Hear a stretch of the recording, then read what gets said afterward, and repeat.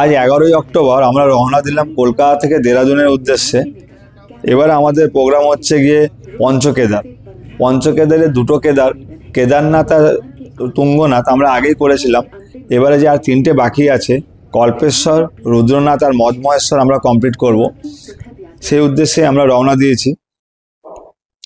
আজ 12ই অক্টোবর, আমরা এখন আছি রুদ্রপ্রয়াগে। কাল 11ই অক্টোবর আমরা দুপুর 3টের সময় দেরাদুন এয়ারপোর্টে নেমেছিলাম।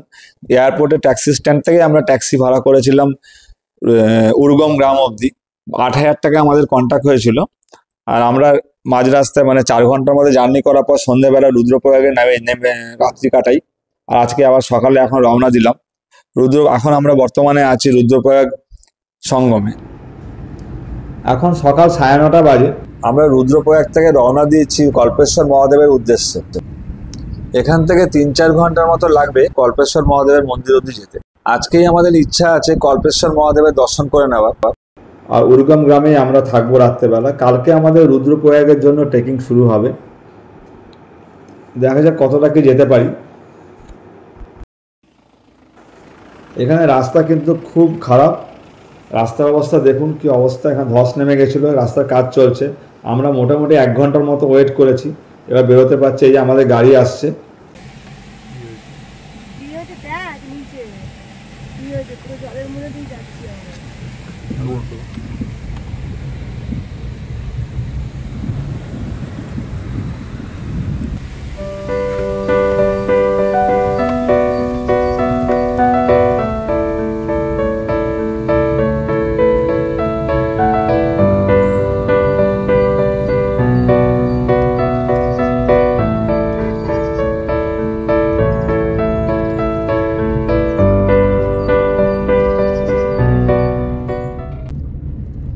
সামনে উর্গম গ্রাম দেখা যাচ্ছে।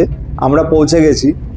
আমরা হোটেলে ঢুকে একটু ফ্রেশ হয়ে নেবো। ফ্রেশ হয়ে আমরা কল্পেশ্বর মহাদেবের দর্শনে যাব। তারপর ফিরে এসে আমরা আবার এই উর্গম গ্রামে আজকে নাইট স্টে করব।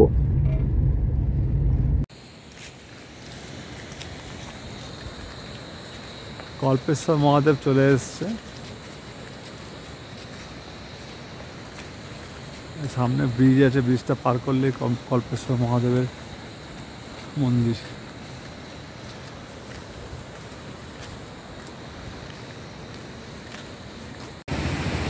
আমরা দুপুর 2টোর সময় উর্গম গ্রামে এসে পৌঁছালাম। এখানে একটু ফ্রেশ হয়ে আমরা 4টের সময় কল্পেশ্বর মহাদেবের উদ্দেশ্যে রওনা দিলাম। পায়ে হেঁটেই আমরা মন্দিরের দিকে রওনা দিলাম। এখন বাজে 4:20। আমাদের প্রায় 20 মিনিট সময় লাগলো মন্দিরে এসে পৌঁছাতে।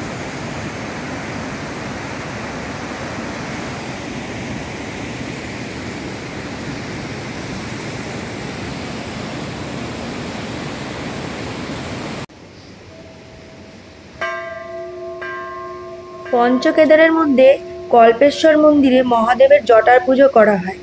এই মন্দিরটি সারা বছরই খোলা থাকে, তাই আপনারা যে কোনো সময় এখানে এসে আপনারা পুজো দিতে পারবেন। এই মন্দিরটিতে পঞ্চকেদারের মধ্যে একমাত্র কল্পেশ্বর যে মন্দিরটি, এখানে পুরোটাই গাড়ি করে আসা যায়, ট্রেকিং করার প্রয়োজন পড়ে না। আপনারা তাই সহজেই গাড়ি নিয়ে জাস্ট 20 মিনিট লাগবে একটু সিঁড়ি দিয়ে উঠতে, আর একটা ছোট ব্রিজ আছে সেই ব্রিজটা পেরোতে। আর খুব সহজেই আপনারা মন্দিরে এসে পুজো দিতে পারবেন আর সারা বছরই দর্শন করতে পারবেন। এখানে মন্দিরের পাশ দিয়ে একটুখানি সাইড দিয়ে একটা খুব সুন্দর নদী বয়ে যাচ্ছে। আর প্রাকৃতিক সৌন্দর্য এত সুন্দর আর এত ভালো লাগে, আর খুব শান্ত পরিবেশ। মাঝে মাঝে পাখির শব্দ শোনা যাচ্ছে। বিভিন্ন রকমের পাখি তো পাহাড়ে দেখাই যায়। আর তার সঙ্গে মন্দিরের যে পরিবেশটা খুবই অপূর্ব, এত শান্ত। আর একটা ঝর্ণার আস্তে আস্তে জলের একটা আওয়াজও শোনা যাচ্ছে, কিন্তু খুব শান্ত পরিবেশ। চলুন আমরা ভেতরটা একবার ঘুরে দেখি।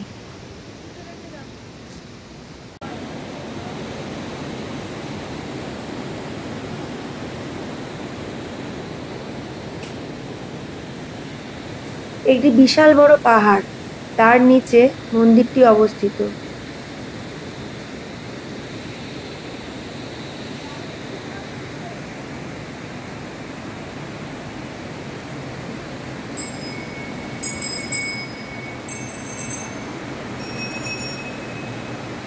আর এটি হলো মেন গর্ভগৃহ।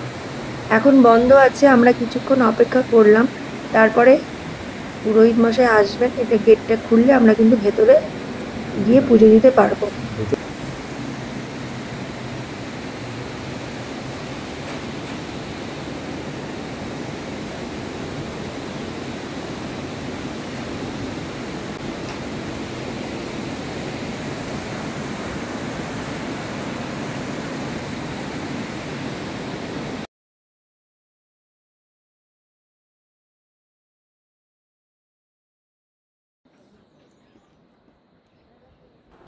আমরা এখন উরগম গ্রামে আছি। কল্পেশ্বর মহাদেব দর্শন করে আমরা আবার উরগম গ্রামে ফিরে এসেছি। আজকে রাত্রেবেলা আমরা এখানেই থাকবো। উরগম গ্রামের প্রাকৃতিক সৌন্দর্য কিন্তু অপূর্ব।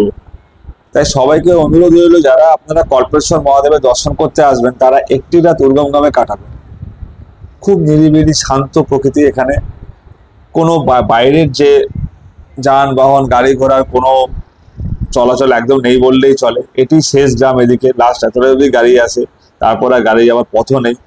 শুনছি এরপর নাকি কিছুটা আরো এগিয়ে যাবে গাড়ি, ডুমুক অব্দি রাস্তার কাজ চালু হচ্ছে। যাই হোক, এখন অব্দি হয়নি, কিন্তু সত্যি খুব ভালো। যাই বলছি, যারা আসবেন তারা অবশ্যই একটি রাত এখানে কাটাবেন। আজ 13ই অক্টোবর। আজ আমাদের ট্রেকিং শুরু হবে রুদ্রনাথের পথে। তাই সকাল সকাল আমাদেরকে বেরিয়ে যেতে হবে। এখন আমরা যাচ্ছি হচ্ছে গিয়ে উরগম গ্রামেরই 1.5 কিলোমিটার দূরে ধ্যান বদ্রী দর্শনে। ধ্যান মন্দিরে শ্রী বদ্রী পুজো হয়। শ্রী বিষ্ণু এখানে ধ্যান মন্দিরে আছে বলে এই মন্দিরটিকে ধ্যান বদ্রী বলে।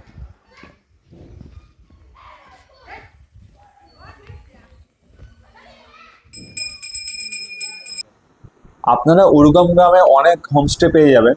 আমরা যে হোমস্টেতে ছিলাম ওটা ভাড়া নিয়েছিল 800 টাকা। আমরা ওখানে 1 নাইটই ছিলাম। আর খাওয়া দাওয়া নিয়েছিল মিল 100 টাকা করে পার প্লেট। আমরা ধ্যান বদ্রী দর্শন করে এসে এখন খাওয়া দাওয়া সেরে নিচ্ছি। এখন সকাল 9:45 বাজে। আমাদের একটু দেরি হয়ে গেল বেরোতে। আমরা এখন রুদ্রনাথের পদে ট্রেকিং শুরু হবে। আজকে আমাদের ট্রেকিং স্টার্ট। রুদ্রনাথ ট্রেকিং বেশিরভাগ লোকই সাগর গ্রাম থেকে স্টার্ট করে, কিন্তু আমরা শুরু করব কল্পেশ্বর থেকে। কল্পেশ্বরের ডুমুক হয়ে পানারবুয়াল হয়ে আমরা যাব রুদ্রনাথ। কল্পেশ্বর হয়ে রুদ্রনাথ যাওয়ার যে পথটি এতটাই প্রাকৃতিক সৌন্দর্যে ভরা যে আপনাদের ভাষায় বোঝানো যাবে না। তাই সবাইকে অনুরোধ করব, যারা রুদ্রনাথ প্রোগ্রাম করবেন তারা অবশ্যই সাগর গ্রাম দিয়ে না এসে কল্পেশ্বর হয়ে যাবে। পরের ভিডিওতে আপনাদের সাথে আবার দেখা হবে। ভিডিওটি যদি ভালো লাগে তাহলে লাইক আর শেয়ার করতে ভুলবেন না।